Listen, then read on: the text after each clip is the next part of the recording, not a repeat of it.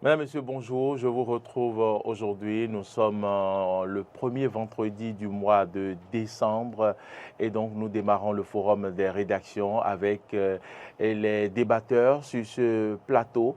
2 décembre, nous parlons donc de la campagne électorale en période de fête. Quels en sont les avantages, coïncidences ou donc ruse. On va essayer de voir, d'analyser et de voir tout ça avec les débatteurs. Et puis, politique, on en parlera également. Pourquoi cet acharnement de Candide Azanaï contre Mitokpe? Mes débatteurs vont se prononcer sur le sujet et voir un peu ce qui se passe à travers leur analyse.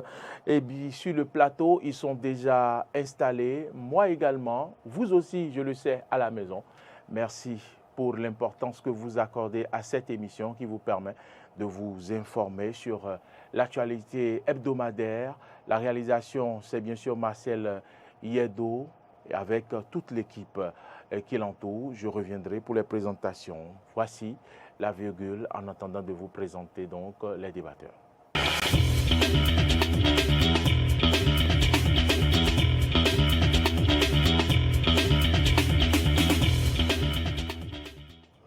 Eh bien, pour donc faire le débat de ce jour, j'ai à ma gauche Syriac Dekenou. Bonjour. Bonjour Maurice Agua, bonjour mesdames et messieurs les téléspectateurs de Eden TV. C'est un plaisir de retrouver le douanier, l'éminent journaliste Agua.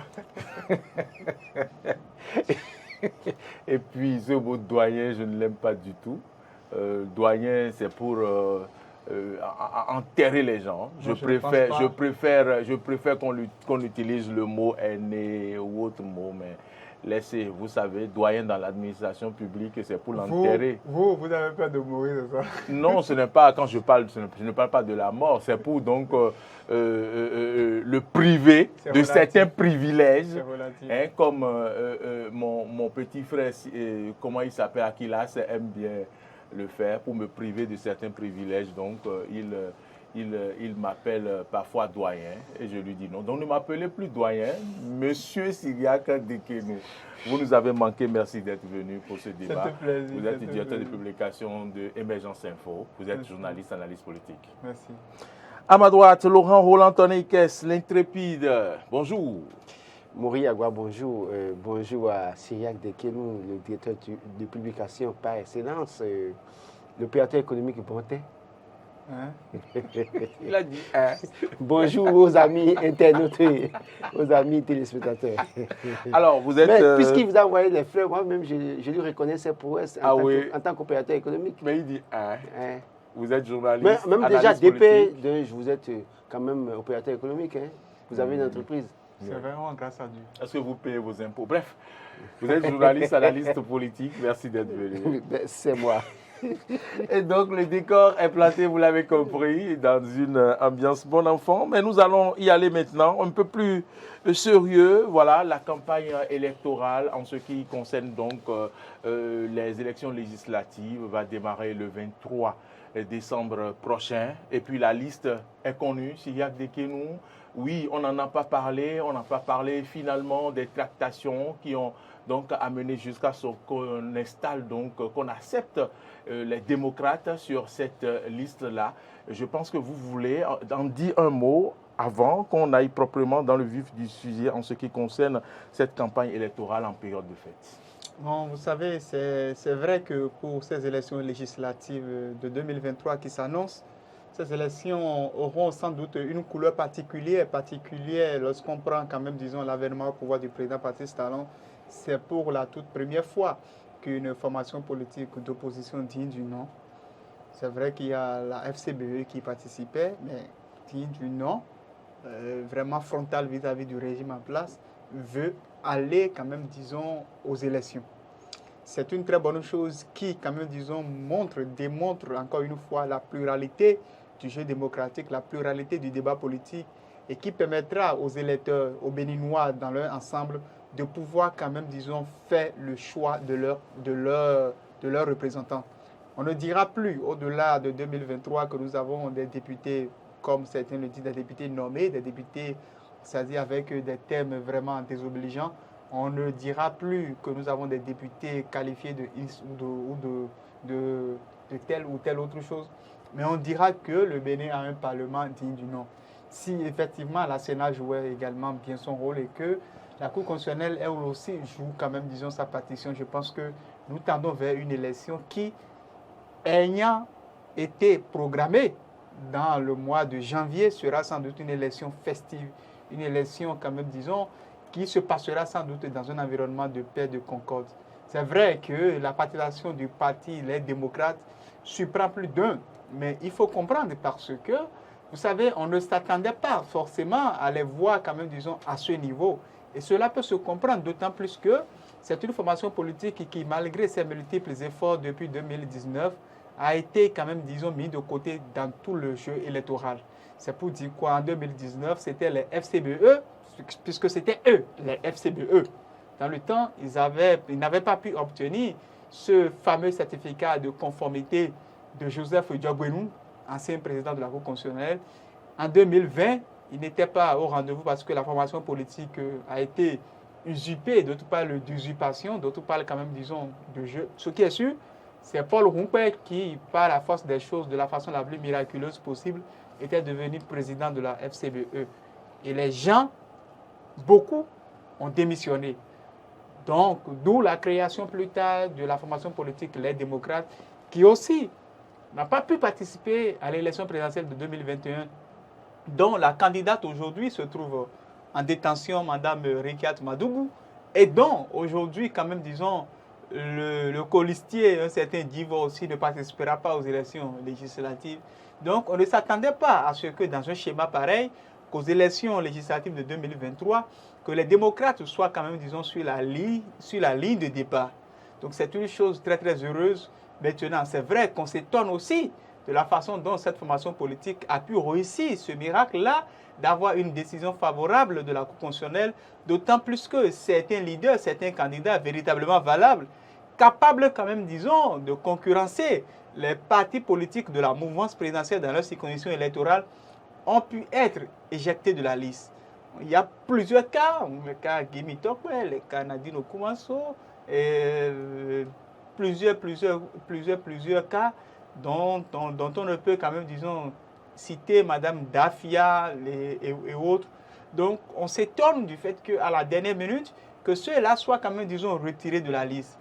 Et ça suscite beaucoup de questions, puisque certains se demandent si c'était le prix à payer pour pouvoir participer, ou d'autres se disent que cela participe quand même, disons, d'une stratégie pour pouvoir, ne serait-ce que quand même, disons, aller d'abord et conquérir les sièges au niveau de l'Assemblée nationale. De toutes les façons, nous sommes très heureux parce que le plus important, c'est qu'il y participe. Et le plus important aujourd'hui, c'est qu'il démontre à l'opinion publique béninoise, ou bien quand même, disons, à l'opinion publique nationale et internationale, oui, leur capacité à pouvoir conquérir des sièges. Puisque nous l'avons toujours dit sur ce plateau, l'erreur de cette opposition, c'est qu'elle a été presque tout le temps irresponsable. Une opposition qui ne prenait pas la mesure de la situation. Et même si c'est dans les deals politiques, il faut parfois les accepter, quitte maintenant plus tard à donner de contre-pied à l'adversaire. Donc le plus important, c'est qu'ils soient sur la ligne de départ et tout dépendra maintenant de comment est-ce qu'ils feront pour obtenir l'adhésion populaire et pour quand même, disons, conquérir des sièges. Ce qui est sûr, le jeu ne sera pas du tout facile. Déjà, lorsqu'on observe sur le terrain le combat qui s'observe dans cette pré-campagne-là entre l'UP et le PR, on se dit que cette campagne-là, véritablement, sera une campagne festive. Et ça permettra sans doute aux gens, aux adversaires de part et d'autre, de sortir les moyens et d'utiliser plus les canaux de communication, de nous faire recours à nous maintenant, hommes des médias, pour que nous puissions communiquer pour eux. Parce que par le passé, nous avons connu des élections où nous avons réalisé des chiffres d'affaires vraiment jamais réalisés, c'est-à-dire que des chiffres d'affaires les plus minables possibles. Mais cette fois-ci, comme il y a la participation des forces politiques de l'opposition, que ce soit du côté de la mouvance ou de l'opposition, ils sont obligés de sortir les moyens de nous faire recours pour que nous puissions quand même, disons, communiquer. On va revenir sur cet aspect. Laurent Roland Toniquès, cette partie en liste pour les législatives, cela participe, il l'a dit, à la vitalité de la démocratie béninoise. Qu'avez-vous à y ajouter? Je crois que c'était le souhait des Béninois, bien évidemment. Une grande partie de des Béninois souhaitaient que toutes les sensibilités puissent aller aux élections. Quand on fait un calcul terre à terre du taux de participation de 2019 à 2021, on constate que le taux de participation tournait autour de 2 600 000 électeurs, sur parfois 4 millions, sur parfois 3 millions. Et là, aujourd'hui, nous avons, quand vous regardez la tendance, c'est autour de 2 600 000 électeurs jusqu'en 2021. Donc, c'était la tendance. Quand on prend le nombre de suffrages obtenus par Patrice Talon en 2019, en 2021, avec les fonctions qui ont soutenu l'UP, le BR, l'UDBN, le PRD, le MOEL, bien évidemment, ça tourne autour de 2 500 000. Donc, quand on regarde tout ça, et qu'aujourd'hui, on sait qu'on a 6 600 000 électeurs qui doivent aller aux urnes le 8 janvier prochain, il y a 4 millions d'électeurs qui, pendant 4 ans ou bien 5 ans, cela était, soit il y avait des indécis, soit il y avait des gens qui étaient acquis à la cause de l'opposition, d'une certaine opposition, qui sont parlés aux urnes. Donc, c'est déjà un enjeu pour rassurer ces personnes, pour que ces personnes puissent aller aux urnes et qu'on puisse avoir jusqu'à hauteur de 5 millions de votants. Ça fera tout au moins 75% de taux de participation. Ce serait une bonne image pour le Bénin. C'est vrai qu'il n'y a pas un taux inscrit dans la loi qui pourrait participer à valider une élection ou pas, de toute façon. Mais l'image, la bonne image, c'est toujours d'avoir un taux de participation relativement élevé. Et ça montre clairement que les Béninois, en tout cas les citoyens, sont allés faire leur choix dans une multitude de choix, bien évidemment. Et alors, quand on finit de dire ça, oui, je crois que Cyriaque l'a dit, les démocrates aujourd'hui ont un défi. Nous montrer clairement que oui, on n'avait pas peut-être tort de les écarter des élections. Parce qu'en 2019, c'était le certificat de conformité. En 2021, c'était le parrainage, bien évidemment. Et donc, c'est à eux s'ils doivent aller aux élections présidentielles, en tout cas en 2026, aux élections générales, bien évidemment, parce qu'il y a élections générales en 2026, c'est à eux de travailler, mouiller le maillot davantage pour avoir des élus à l'Assemblée nationale, quitte à ce qu'ils aient la possibilité d'avoir des parrainages pour la présidentielle de 2026. Autrement, s'il reste là à se morfondre, à toujours faire des reproches, et ça peut dire aussi dans les discours, aller sur le terrain pour dire que tout ce que Patrice Talon a fait est mauvais, ça va être un risque à prendre. Il vaut mieux reconnaître déjà l'existant, soulever les insuffisances, rebondir sur ça pour dire voilà ce que nous pouvons faire. Regardez peut-être le bilan de la législature qui finit maintenant, la 8e bien évidemment. Chercher les failles, les insuffisances parce que député, c'est représenter le peuple. Député, c'est contrôler l'action du gouvernement, bien évidemment. C'est vrai qu'aujourd'hui... C'est aussi la proposition de loi. Oui, voilà. Aujourd'hui, c'est que Patrice Talon n'a plus besoin de l'Assemblée pour les accords de prêt, tout le monde le sait. Donc, à ce niveau, ils n'ont plus de pouvoir pour autant. Mais déjà, quand vous voulez critiquer, faites l'effort de nous faire une étude technique. C'est-à-dire que quand vous voulez vous prononcer, par exemple, sur la statue de l'Amazon, vous devez pouvoir dire voilà les éléments que nous avons en contrôlant, bien évidemment, parce qu'on a vu le porte-parole du gouvernement dire que si on dit que c'est 500 millions, les gens diront que ce n'est pas de la qualité, et si on dit plus que 500 millions, on dira qu'on a gaspillé l'argent du contribuable. Mais quand même, on a besoin de savoir combien ça a coûté. Et les députés, c'est leur rôle de chercher à savoir combien ça a coûté, d'aller faire une étude dans la sous-région, ou bien au plan mondial pour dire une statue en bronze ou bien de telle qualité, combien ça peut coûter. Et c'est de ça participe de la bonne gouvernance, ça participe de la bonne gestion, de la transparence, de la bonne gestion de nos ressources. Donc, il ne s'agira pas d'aller à l'Assemblée nationale pour critiquer du matin jusqu'au soir Patrice Talon, de chercher à bloquer tout ce qui est initiative de Patrice Talon, mais c'est de nous dire véritablement là où est-ce que le gouvernement est en train de fauter, qu'est-ce qu'il faut faire pour corriger, qu'est-ce qu'il faut proposer aux Béninois. Je crois qu'en la matière, c'est un défi pour tout le monde. La mouvance, que ce soit UPR, BR, MOEL Bénin et UDBN, ont l'obligation de confirmer leur soutien à Patrice Talon en ayant des députés à l'Assemblée nationale en 2023. C'est important. Et c'est vrai qu'à ce niveau, il y a un risque. Le risque, c'est le risque d'émiettement. Parce que la formation politique qui ne ferait pas le maximum d'efforts en arriverait à mettre en difficulté les chances de Patrice Talon d'avoir une majorité à l'Assemblée nationale. Je m'explique. Si, à tout hasard, puisqu'on a vu que le BR et l'UPR, au fil du temps, en 2019, ont réussi à avoir plus que les 10%, en 2020, plus que les 10%, en 2021, eux tous ensemble ont réussi à avoir plus de 50%, 60%. Pour Patrice Talon, d'accord. Mais au fond, la formation qui aura 8%, parce que si par exemple une formation à 8% n'arrive pas à avoir les 10%, alors qu'il faut attribuer les suffrages, les députés en tenant compte des 10%, ça veut dire que c'est la formation qui a 8% ou 9%. en réalité, est un problème pour la majorité des partis salons. Donc, en fait, ce serait un gâchis en réalité pour le pouvoir en place. Donc, toutes les formations devront travailler davantage à avoir les 10%, de sorte à ce qu'ils aient beaucoup de députés pour consolider les acquis autour des partis salons. Et du côté de l'opposition aussi, il y a une guerre dans la guerre en réalité. Oui. Le poste de Paul Roupet est en jeu, le chef de file de l'opposition. Parce que le chef de file de l'opposition est choisi en tenant compte de la dernière élection législative. Et donc, en cas d'égalité, c'est qu'il faut tenir compte de celui qui a le plus d'élus au cours de l'élection communale. Vous imaginez donc, Paul Roupet aujourd'hui, son poste de chef de file de l'opposition, en fait, est en jeu. Éric Rondeté doit travailler à avoir ce poste, bien évidemment, s'il le souhaite. Expérience TB de MPL aussi, c'est un défi pour lui.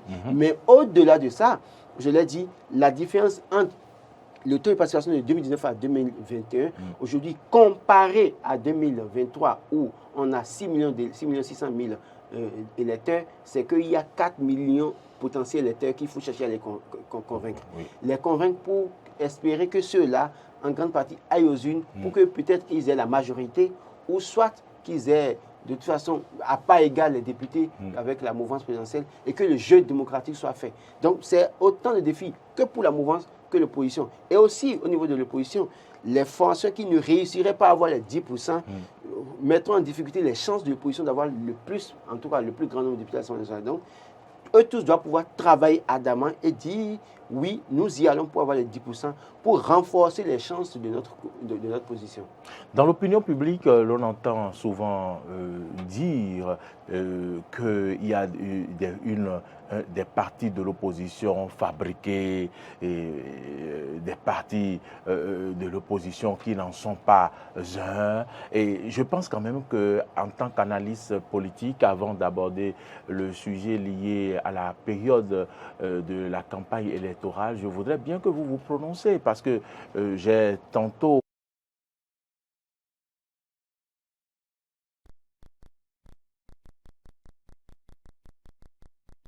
que vous épousez ce qui se dit dans l'opinion publique. Il y a des partis fabriqués, on a dit, il faut le dire, hein, que les démocrates, c'est un parti qui n'est pas un parti de l'opposition, c'est un parti qui soutient le pouvoir, et puis on va chercher des arguments par-ci et par-là.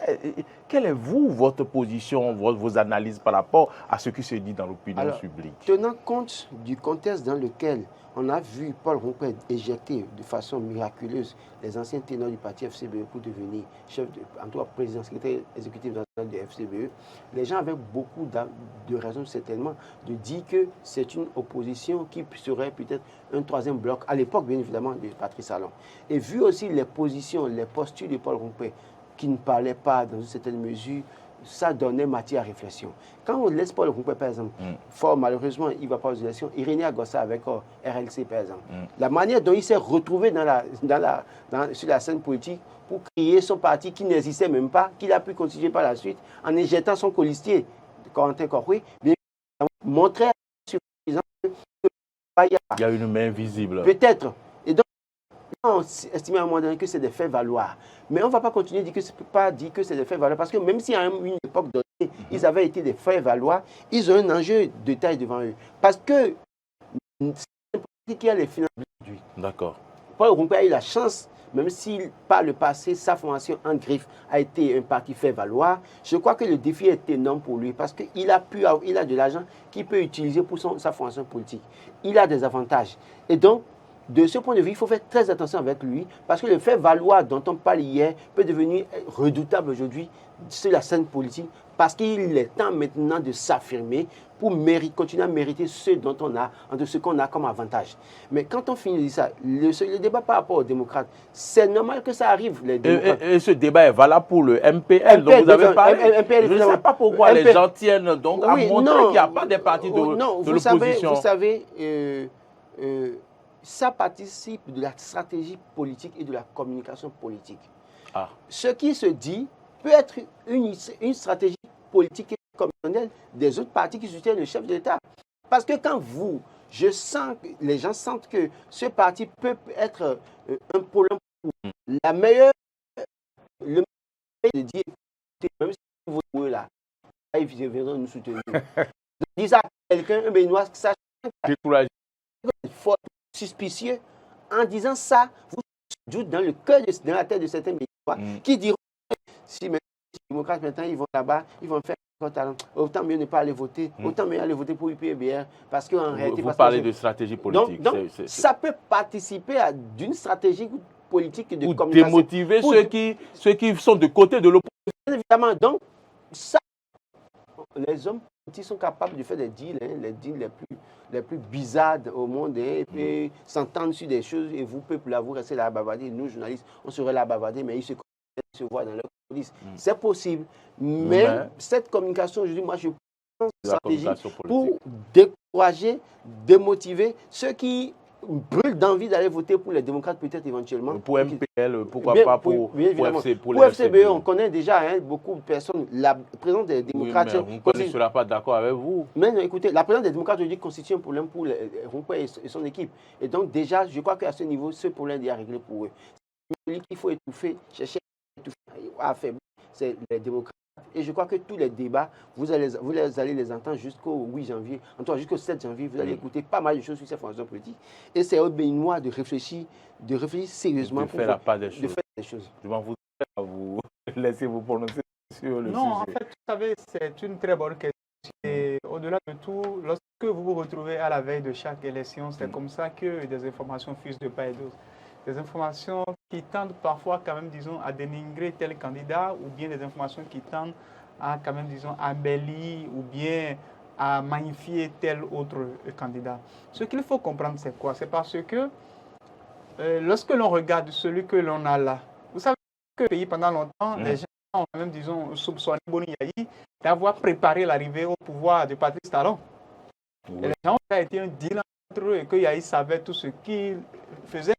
Il a fallu que Yayi assigné à la résidence de force pour que certaines personnes puissent commencer pendant quand même, disons... jours, il faut le rappeler. Pendant 45 jours, pour que certaines personnes, quand même, disons, changent quand même, disons, comprennent que ce n'était pas de la fausse opinion par rapport à ça. Et puis, on l'a bien dit par rapport à... Vous savez, si aujourd'hui les gens ont cette habitude, ou bien les gens sont suspicieux par rapport, quand même, disons, aux partis politiques d'opposition, c'est parce que Patrice Talon a été si fort depuis 2016 que l'on voit mal comment est-ce qu'une formation politique pourrait être redoutable devant lui. Je m'explique. Patrice Talon a été si fort depuis 2016. Vous savez, lorsque on fait nous, c'est que c'est sous vous que Sébastien Diavon se trouve en exil, que c'est sous vous que quand même, disons, Léa Vinagnon, Soglo, et bien d'autres, et bien d'autres que l'on percevait quand même, disons, comme des intouchables dans la République se trouvent en exil, même si on leur reproche pas mal de choses. Lorsque c'est sous vous que Ricat Madougou se trouve en prison, vous voyez, en fait, on ne pouvait jamais imaginer qu'un ancien chef de l'État pouvait être assigné à résidence. On ne pouvait jamais imaginer que quelqu'un qui était sorti deuxième, quand même, disons, d'une élection, deuxième d'une élection présidentielle pourrait se retrouver quelques mois plus tard condamné par la justice. Que le troisième se retrouve aussi en exil. Vous comprenez? C'est-à-dire, c'est des choses inimaginables. On ne pouvait même jamais imaginer qu'une élection législative au Bénin pourrait se dérouler sans la présence d'une formation politique d'opposition. Donc, c'est pour dire quoi? Patrice Talon a été tellement fort depuis 2016 qu'aujourd'hui, les gens ont du mal à imaginer que ces formations politiques d'opposition qui participent aujourd'hui aux élections législatives de 2023, qui participeront aux élections législatives de 2023, ils soient sans qu'il n'y ait de compromis. Ils n'y croient pas. Vous comprenez? Donc, en réalité, comprenez, c'est une lecture politique bien forte. Maintenant, l'autre chose aussi qu'il faut aussi savoir, c'est le fait que dans l'histoire politique du Bénin, quand vous analysez depuis 1990 jusqu'à ce jour, c'est le fait que tous les présidents en exercice ont toujours eu des opposants vraiment forts. Que ce soit au Bénin ou ailleurs. Regardez par exemple, Mathieu Kérékou a eu quand même, disons, Nicéphore Dieudonné Soglo, de 91 à 96, a eu comme adversaire des gens qui étaient très forts. C'est-à-dire les Tevo Idré et Mathieu Kérékou. Donc des gens qui étaient véritablement forts dont les prises de position étaient connues et bien tranchées. Quand vous prenez Kérékou, de 1996 jusqu'en 2006, il a eu Nicéphore Dieudonné Soglo comme opposant, un opposant véritablement fort qui était capable de le challenger, un opposant qui même avait des députés dans des régions du Nord. La RB avait des élus, même disons, dans la 4e circonscription électorale, c'est-à-dire dans la Takora et autres. Donc, vous voyez, maintenant, Boréaï a eu qui comme opposant? A eu comme opposant un Adrien Humbedji, qui parfois le battait dans certaines régions bien déterminées. Donc, c'était des opposants forts. Et l'Union fait la nation, les Amoussou Bruno et autres, qui le challengeaient véritablement. Vous avez compris maintenant. Quand Patrice Talon est venu, Patrice Talon a eu qui comme véritablement un opposant? C'est ça que je veux savoir, dites-nous. C'est pour dire quoi? En réalité, en fait, le seul, quand même, disons, qui pouvait en réalité jouer le rôle c'est-à-dire d'opposant véritable face au régime de Patrice Talon a déserté, c'est Lionel Zinsou. Qui, quand même, disons, a déserté, qui n'a même pas, disons, attendu un mois plus tard avant de quitter le pays. Et depuis, il est resté là-bas. C'est vrai qu'il a été condamné par la suite. Oui, et il a pris un même avion avec le chef de l'État pour venir à Cotonou assister au défilé. Vous comprenez? Donc, en fait, en réalité, c'est quelqu'un qui n'a pas su prendre ses responsabilités. Maintenant, c'est vrai que par la suite... Il n'a pas d'intérêt pourtant ici. Je viens, en fait, c'est vrai que par la suite, lorsqu'on a observé tout ce qui s'est passé jusqu'à présent, on se dit, il n'avait pas tort de partir. C'est lui qui a vu juste. Parce que, est-ce que Sébastien Adjavon, qui a voulu se mettre véritablement dans la peau d'un opposant au régime du président Patrice Talon a pu. Pourquoi? Parce que Patrice Talon est inflexible sur certains débats. C'est quelqu'un qui sait ce qu'il veut, qui sait là où il va. Si vous tombez dedans, on vous met de côté. Si, au fait, vous vous inscrivez dans la droite ligne, vous continuez avec lui. Et c'est clair. Lui, son but, c'est d'atteindre son objectif, développer le pays, paf, et parti. Celui qui a voulu prendre le relais, c'est un certain Boni Yahi, l'ancien chef de l'État. Mais très tôt, on a compris combien de fois il a été mis en difficulté, assigné à résident, tout ça. Il a fallu l'intervention des chefs d'État de part et d'autre. Et la toute première rencontre entre les deux hommes est récente, à peine un mois, à peine un an. Donc c'est pour vous dire que lorsque vous analysez tout ça, c'est tout à fait normal. Lorsqu'un président a été aussi fort, pendant quand même, disons, les 6 dernières années, que l'on doute un peu du fait que des formations politiques d'opposition soit sincère avec le peuple ou pas. Maintenant, ce qu'il ne faut pas aussi oublier, c'est qu'il y a un cas. Il y a le cas Humbé. Parce que, qu'on le veuille ou pas, lorsque vous allez déposer une liste au ministère de l'Intérieur, et que par miracle, ce qui sort, c'est que c'est quelqu'un d'entre vous, même disons l'un des derniers même, que l'on ne pourrait même jamais imaginer. Je me rappelle même, disons, de cette histoire-là, de ministre d'1 mois et demi que des gens avaient dit de Paul Humbé. En fait, personne ne pouvait même imaginer que ce soit quelqu'un comme ça, qui prennent finalement le parti. Et on a vu les dénonciations de part et d'autre, les déballages qu'il y a eu. Donc, ne nous leurrons pas. On sait comment est-ce qu'il s'est arrangé pour pouvoir obtenir ça là. Donc, c'est vrai, Paul Humbé est chef de file de l'opposition. Vous voyez même à quel point il avait même, disons, du mal à rentrer véritablement dans cette posture de chef de file de l'opposition. Comment est-ce qu'il a pu mobiliser les moyens pour participer à l'élection présidentielle, tout ça? C'est des points d'interrogation. Donc, lorsqu'il y a eu tout ça, et que par miracle, on voit Boni Yahi désigné par Patrice Talon pour être médiateur dans la crise guinéenne au profit de la CEDEAO. Et que du jour au lendemain, les démocrates participent, c'est tout à fait normal que les gens commencent à se dire, mais ceux-là, est-ce que c'est vrai? Surtout que des gens, quand même, disons, susceptibles de challenger les formations politiques de la mouvance dans certaines circonscriptions bien définies, se sont retrouvés de côté. C'est tout à fait normal qu'on se pose la question. Mais il ne faut pas perdre de vue la réalité. Laurent Toyinkes l'a dit tout à l'heure que les hommes politiques sont capables de faire des deals, c'est vrai. Et ils sont tout à fait capables de trouver entre eux les accords les plus rocambolesques. Mais ce que l'on doit regarder, c'est le but final. Si vous êtes démocrate, visez le but final. Si vous êtes UP, visez le but final. Si vous êtes BR, UDBN et autres, c'est le but final que vous devez viser. Et le but final, parce c'est quoi? qu'en fait, je peux... Le but final, c'est quoi? J'en viens. Parce qu'en fait, je peux accepter, accorder à mon adversaire un certain nombre de choses aujourd'hui, mais en restant tranquille. Mais demain, lorsque j'aurai ce que je recherche, je peux tourner dos. Ça, c'est la politique. Utiliser la même âme. C'est-à-dire utiliser la même âme. Donc, en fait, c'est pour dire quoi? Le but final, c'est de conquérir le Parlement béninois, c'est d'avoir des élus, c'est d'avoir la majorité. Donc, c'est ce que les gens doivent regarder dans l'ensemble. c'est pour dire que là où nous sommes aujourd'hui, Oui. le jeu politique actuel C'est ouvert? est très ouvert. D'accord. Et c'est un jeu politique qui, il faut l'avouer quand même, disons, sera rude sur le terrain. C'est vrai que Paul Rumpe a beaucoup à craindre parce que l'avenir des démocrates même, on sent quand même, disons, de l'engouement autour de ça parce que les gens, sans connaître même les candidats, Disent qu'ils iront voter. disent qu'ils iront voter. Vous voyez, nous ne faisons pas de la publicité pour qui que ce soit. Mais ce que les gens ne doivent pas oublier, c'est quoi? C'est que nous devons regarder la marche actuelle. Est-ce que la marche actuelle, c'est elle qui est bonne pour notre pays? Ou bien nous allons quand même, disons, encore recommencer à zéro? Parce que ce qu'il ne faut pas perdre de vue, c'est quoi? Il a fallu un Patrice Talon pour pouvoir tenir devant les caprices de la classe politique béninoise. Absolument. Aujourd'hui, au moins, nous avons quelqu'un qui tout au moins est capable de discipliner des députés, des gens qui ne peuvent même plus faire du n'importe quoi. Lorsque vous circulez, on a observé un certain nombre de choses. Donc c'est pour dire que c'est aux électeurs maintenant de faire la part des choses et de savoir que oui, si aujourd'hui je décide de voter mouvance, c'est parce que je suis convaincu de l'action qui se mène aujourd'hui. Si je veux peut-être dire que voter opposition, c'est parce que peut-être, bon, je veux un compte pouvoir. J'ai besoin d'un compte pouvoir. Mais moi, je pense au-delà de tout, même si on doit voter pour les opposants, en tout cas les candidats de Patrice aujourd'hui, il y a un bilan à faire. Le problème, c'est que c'est parce que Patrice Talon vous a envoyé à l'Assemblée nationale, fort heureusement pour vous, par concours de circonstances, que pendant 3 ans, vous allez rester muet au Parlement alors que votre rôle, c'est de prendre la parole. Je l'ai dit, il y a des exemples. Exemple, vous voulez que je donne des exemples? Je donnerai. Non, je donnerai des exemples. Non, ne donnez pas des exemples. Dans des circonstances. Quand je prends Rouimbo chez moi, quand je prends Lucien Rouimbo chez moi à Lada, par exemple, et qu'on sait que la voie qui mène au palais royal d'Alada, Bénin méridional, siège de la royauté au Bénin méridional, que la voie n'est pas en état depuis des années, et que député, on a été incapable de prendre la parole à l'Assemblée nationale pour interpeller, pour venir arranger ça, tout au moins c'est une image. Mais il a été écarté par Patrice Talon. Non, mais justement, le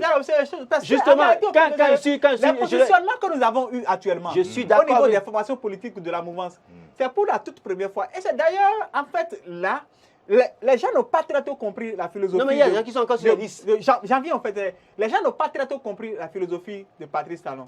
Lorsque l'on dit que le but de la réforme du système partisan, c'est de constituer des formations politiques fortes, les gens n'ont pas cru. Mais quel a été le critère de positionnement? Lorsque vous, député en exercice, vous avez perdu votre commune, on vous élimine de la liste. Bien évidemment. Tous les députés qui ont été écartés, observez pour voir. À Hong Kong, de Toffort, bien évidemment. Tous ceux qui ont perdu leur commune ont été éliminés ou soit rétrogradés. Bon, en fait, on peut aussi additionner à ça ceux qui ont été de l'autre côté de Lomé pour prendre ce que vous savez, à l'exception de l'autre de Parakou. Vous comprenez? Vous comprenez maintenant pour voir que Soui en réalité, que ce n'est pas une question d'impôt pour Soui. Parce que ce que vous dites là, ça veut dire que pour Soui, ce n'est pas question d'impôt. Vous comprenez? En tout cas, donc, en fait, continuez. Là où nous sommes en réalité, ça dit que si vous n'avez pas gagné votre... Pourquoi? Parce que lors des élections municipales et communales dernières, les députés étaient restés chez eux en disant que non, écoutez, je ne deviendrai pas maire, ça ne me concerne pas. Par contre, d'autres se sont bagarrés pour obtenir leur commune. C'est ça. Vous voyez? Oui. Bon, à part aussi des cas un peu spécifiques de députés qui étaient parfois, quand même, disons, dans des actes peu orthodoxes. Dans les coulisses. Vous voyez, non? Appelé chacha. Dans des actes peu orthodoxes. Vous comprenez, qui quand même, disons, ont posé des actes un peu, quand même, disons, délictuels et qui ont été écartés ou bien, en fait, qui ont été rétrogradés. À part ça, la plupart de ceux qui ont été sautés des listes ou bien de ceux qui ont été, quand même, disons, qui sont députés en exercice et qui ont été mis totalement en arrière, c'est des gens qui, sur le terrain politique, n'ont pas pu maintenir, quand même, disons, le terrain au profit de leur parti politique. Donc, le jeu actuel est un jeu de challenge. Même pour ceux qui ont été positionnés nouvellement, c'est pour cela que j'ai dit ceci, y compris l'opposition. Parce que l'opposition, en réalité, ne pense pas. Parce que c'est vrai que ceux qui ont le plus de problèmes au sein de l'opposition, on les connaît. Ceux qui peuvent estimer avoir moins de problèmes, c'est peut-être les démocrates qui peut-être ont une certaine adhésion populaire à leur cause, mais qui ne se trompent pas. Parce que les autres sont sur le terrain et travaillent. Bien évidemment. Parce que les autres sont sur le terrain et travaillent. Je crois que c'est une erreur de penser que les démocrates auront la majorité autour de Go. Hein. Il y a un travail qui se fait sur le terrain. Je ne vous arrête pas, mais le temps avance. Le temps avance et il va falloir que je vous ramène maintenant. Je vous ramène maintenant dans le sujet, puisque vous faites de bonnes analyses qui forcément intéressent les téléspectateurs. À 30 secondes. Oui. C'est comme, disons, un candidat de l'opposition qui disait laissez-les. Eux, là, ils vont garder les véhicules, ils auront les moyens pour aller battre campagne.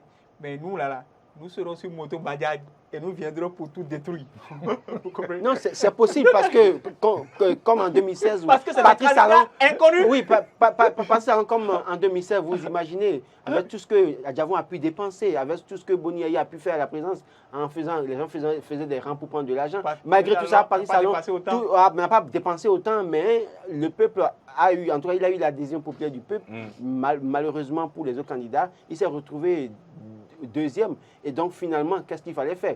Donc, je crois que en l'état actuellement, c'est le même schéma qui peut se reproduire si les autres sont sincères dans leur discours et savent quoi dire sur le terrain.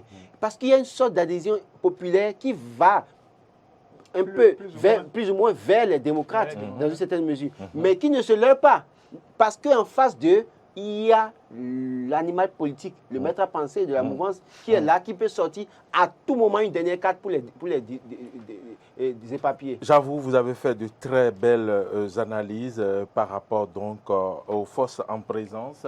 Dites-moi, cette campagne électorale, nous n'avons jamais assisté à une élection au mois de janvier. On n'a pas organisé une élection en janvier, si j'ai bonne mémoire. Oui. Mais nous voici en janvier, plus précisément le 8 janvier, alors que les campagnes électorales démarrent le 23 décembre, qui coïncide avec la période festive. Alors, est-ce qu'il y a des avantages en matière de campagne électorale en période festive? Je vais commencer par qui? Okay. Je crois que les Béninois n'ont pas de souci à se faire pour cette fête de fin d'année. Pourquoi? Je crois que s'il y a des gens qui veulent acheter des cadeaux, il n'y a pas de souci à se faire.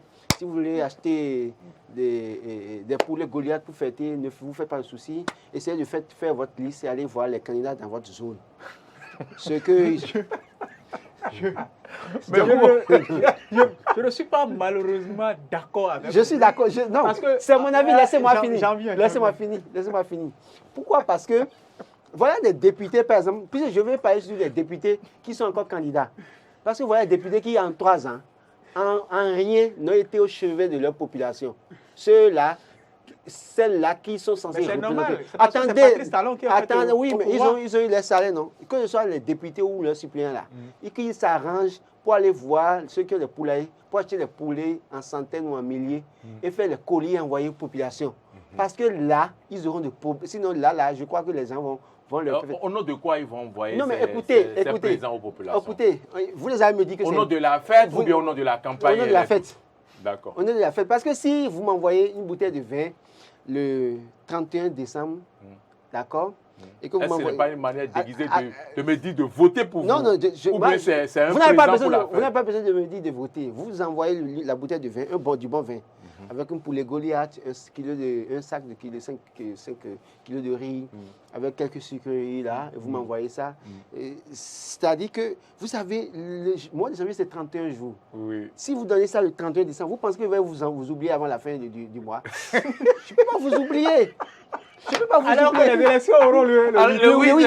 Vous voyez, en fait, malheureusement, en fait, écoutez, je parle,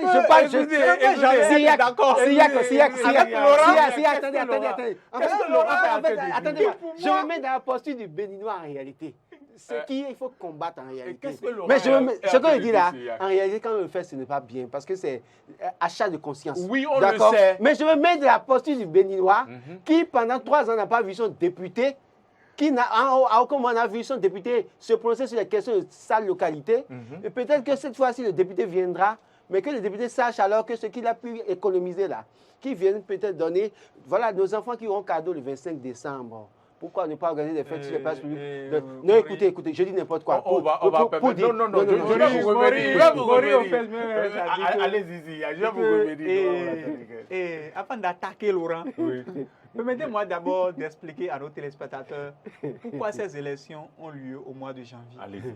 En réalité, les élections ne devraient pas avoir lieu au mois de janvier si ce n'est la décision de Diogbenou à la Cour constitutionnelle.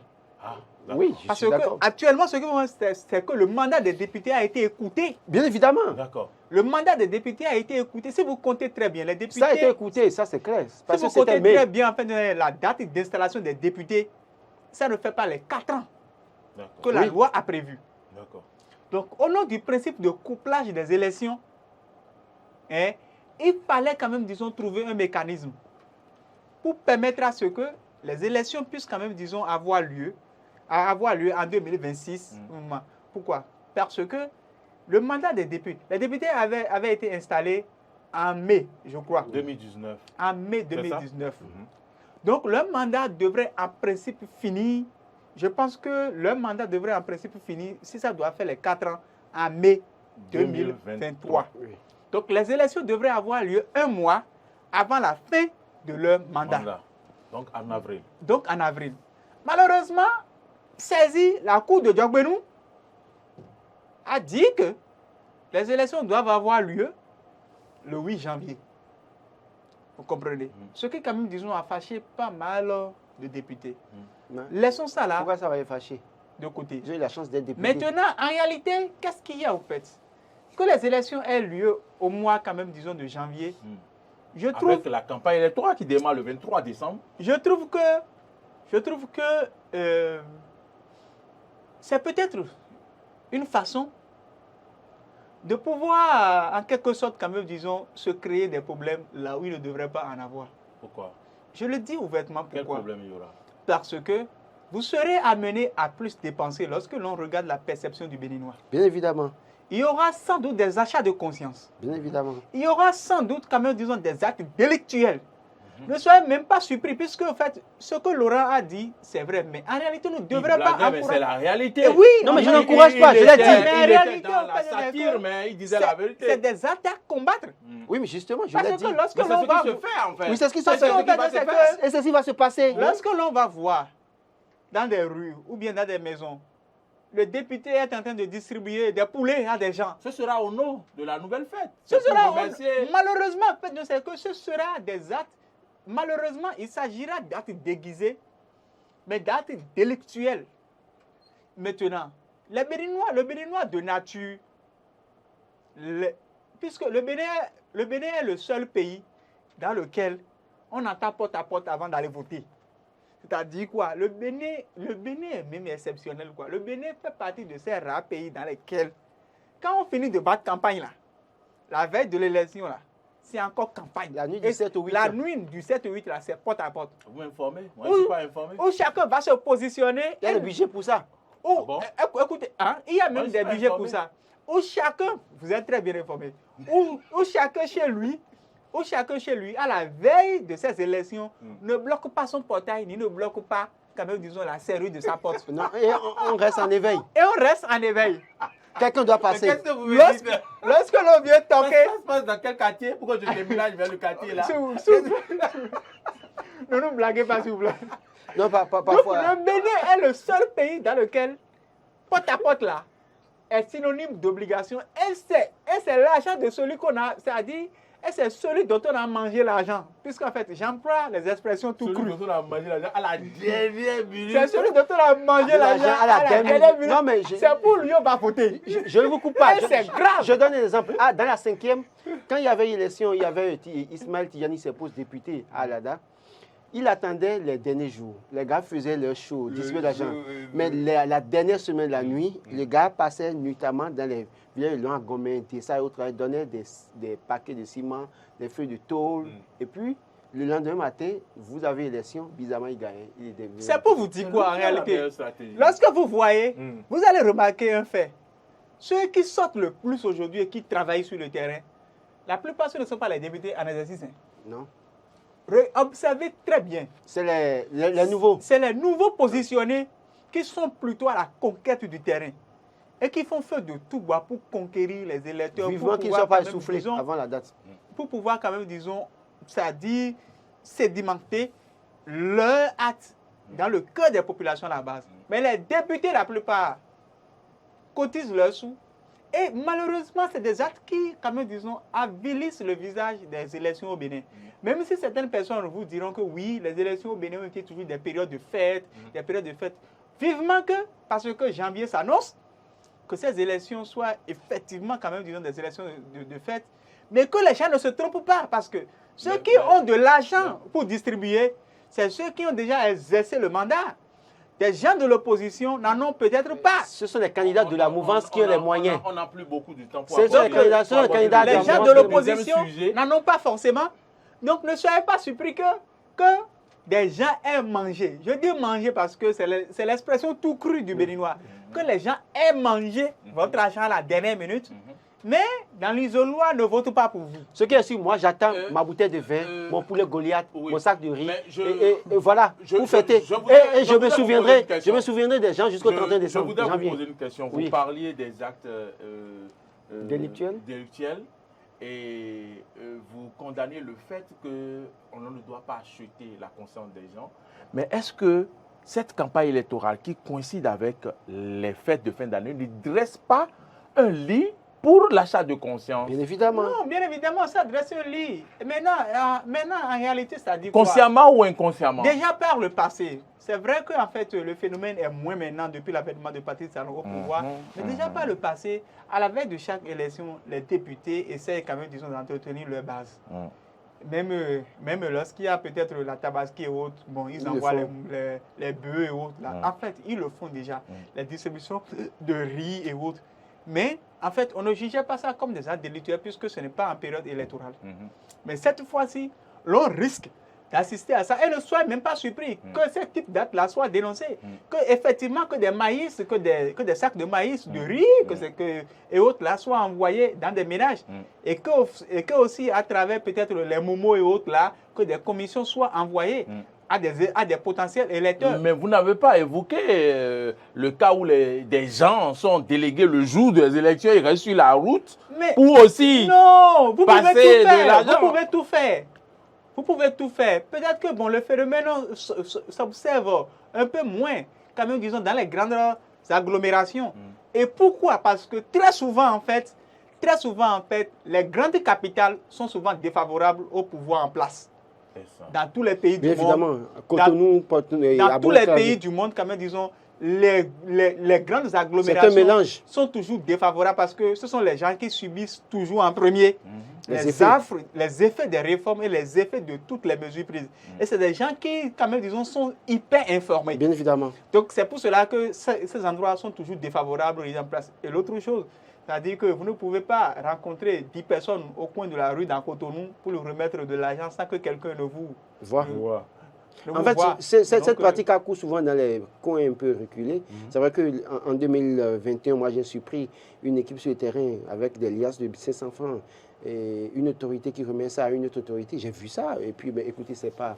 Au-delà de tout, j'aurais pu dénoncer, mais écoutez, chacun sur sa tête dans ce pays. Mais toujours est-il que on aura toujours de tels actes dans le pays.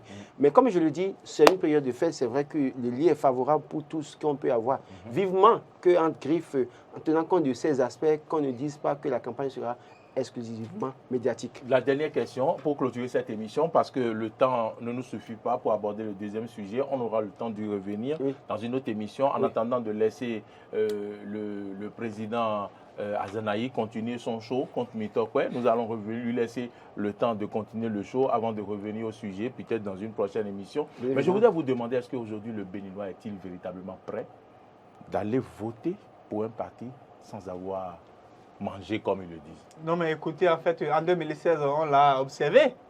En 2016, il y a toujours les votes sanctions. Et les votes sanctions ne manquent pas, surtout lorsque les élections sont très ouvertes. Il y a toujours des votes sanctions. Votes sanctions à 0 francs. Les votes sanctions à 0 francs. Et il y a aussi, quand même, disons, les votes par conviction. Par conviction. Vous savez, il y a des gens qui, vous avez beau rien leur donner, eux là, dans leur tête là, c'est baobab, c'est cheval, c'est maïs. C'est la flamme. C'est la flamme. Et quelle que soit la situation, c'est cori. ils iront voter ça. Vous comprenez? On a assisté à ça. Regardez. Avant qu'on ne connaisse véritablement qu'il y a quelqu'un dans la 6e circonscription électorale qu'on appelle Bada, c'est lorsqu'il a voulu être maire ici. Oui. Mais voici quelqu'un qui a toujours été député RB sans réellement battre campagne. Pourquoi? Parce que c'est sédimenté dans la conscience des gens que c'est le réservoir qu'on va prendre. Et il n'y a rien à faire. Sans même battre campagne, là, on va le prendre. Pour la petite histoire, et ça, là, je vous le dis, c'est arrivé au niveau de Alada. Candidat FCBE aux élections communales. Ils n'ont même pas battu campagne. Mais les gens sont allés prendre le corrid disant que c'est Yahi, parce que eux, c'est toujours ça, ils ont voté, c'est pour Yahi, eux, ils veulent le retour de Yahi au pouvoir. Et c'est comme ça qu'ils ont pu sortir des conseillers par miracle. Des gens qui n'étaient même pas sortis pour battre campagne sont aujourd'hui des conseillers communaux au niveau de Alada. Wow. Sur la liste FCBE. Donc, en fait, c'est pratique. Ça, allez l'inscrire quelque part. Ça va arriver. C'est pour cela que, en réalité, ce qu'il y a pour les formations politiques, c'est de travailler sur le long terme et de convaincre les... Lorsque Patrice Talon parle vraiment du vrai militantisme, tirer les conclusions. Du vrai militantisme, c'est ça en réalité. Donc, nous souhaitons que ces élections soient vraiment des élections festives. Et nous devons aussi encourager le candidat Zanaï dans ce qu'il fait.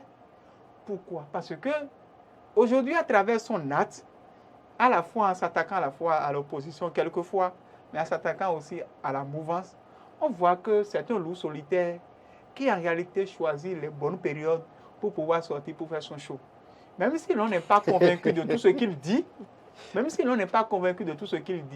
j'avoue personnellement que ça amuse beaucoup de personnes. Oui. Vous voyez des gens mettre ça en statut un peu partout, ces discours ou autres. Quand vous voulez poser la question, ce n'est pas qu'il faut croire ce qu'il dit, hein. Mais ça les amuse en réalité. Mais en fait, ça dit qu'on a du plaisir à l'écouter. Et cela participe à l'animation de la vie politique. Non, en réalité, en fait, on a du plaisir à l'écouter. Et je crois que, franchement, l'opposition béninoise a beaucoup perdu en ne parvenant pas à convaincre ce monsieur. Non, mais je crois que... À allier véritablement l'opposition. Parce que ces mots et ces discours sont de telle sorte que je vois aujourd'hui quand même, disons, ce que Patrice Talon a perdu. On aura le temps de préparer une émission sur lui, et nous allons vous inviter pour que nous puissions décortiquer un peu vraiment son schéma, analyser tout ce qu'il est en train de faire dans la République. Je crois que l'opposition n'a rien perdu et Patrice Talon non plus n'a rien perdu. Parce que pour moi, je dis une chose, dans la vie, vous êtes soit chaud, soit froid. Soit vous êtes chaud, soit vous êtes froid. Soit vous êtes mammifère ou vous êtes oiseau. Vous ne pouvez pas être des deux côtés à la fois. Ce n'est pas possible. Mais vous pouvez avoir plusieurs modes de locomotion, c'est ça? De toute façon, donc il faut qu'il quitte le destin de chauve-souris pour moi. Qu'il dise clairement ce qu'il est. Est-ce qu'il est de la mouvance? Parce que quand même, parfois, il critique la mouvance. Et il a tendance à jeter des pieds à l'opposition pour dire que l'opposition est en deal avec la mouvance. Oui, pour moi, ce n'est pas un jeu clair. C'est comme s'il y a une intention derrière. Ce n'est pas bien. Et on l'a vu tout le temps, c'est lui qui... L'intention, nous connaissons. Et nous allons dévoiler l'intention dans les prochaines émissions. De toute façon, vivement que les Béninois sachent que pour cette période électorale, il faut travailler dans la paix. Mais vous voulez que je dévoile? Vous voulez que je vous donne un avant-goût sur l'intention? Que les Béninois travaillent, que les Béninois soient sereins, que nous puissions aller aux élections dans la paix, et que ceux-là qui éventuellement veulent penser aux populations en envoyant des sacs de riz ou les poulets, vous pouvez ne pas être d'accord. Je sais que des députés le feront. Je ne sais pas si je pourrais dormir si je ne dévoile pas la stratégie. Et puis non seulement ça, on est en décembre, qu'ils envoient les jouets aux enfants à nos bouts de chou dans les écoles. C'est terminé, Laurent Roland-Tonné. Candidat Zanaï, il faut le dire, est en train de préparer les Béninois à accepter bientôt le candidat qu'il va leur présenter pour 2026. Merci, mesdames, messieurs, de nous avoir suivis. Et donc, merci à vous, Cyriac, que vous êtes venus sur ce plateau. Vous êtes directeur de publication, vous êtes directeur de publication d'Emergence Info, vous êtes journaliste, analyste politique compétent. Merci. Laurent Roland-Tonné, c'est moi. Merci d'être venu sur ce plateau pour toutes ces analyses. Je vous souhaite de passer un très bon week-end. Mesdames, messieurs, il faut liker l'émission. Vous nous invitez quelque part, non? Vous aviez dit ça dans les coulisses? Non, en fait, pour la ou bien on va se rabattre sur le chef d'entreprise, l'opérateur économique. Absolument, c'est mieux. L'opérateur économique. Pour la campagne électorale, c'est mieux. Vous aurez les porte à porte. Madame, messieurs, c'est fini. Merci de liker et surtout comment on le dit, de partager cette émission. Et merci beaucoup à vous pour l'intérêt que vous portez à notre télévision Eden TV et surtout à cette émission, le forum des rédactions. On se retrouve vendredi prochain, Inch'Allah.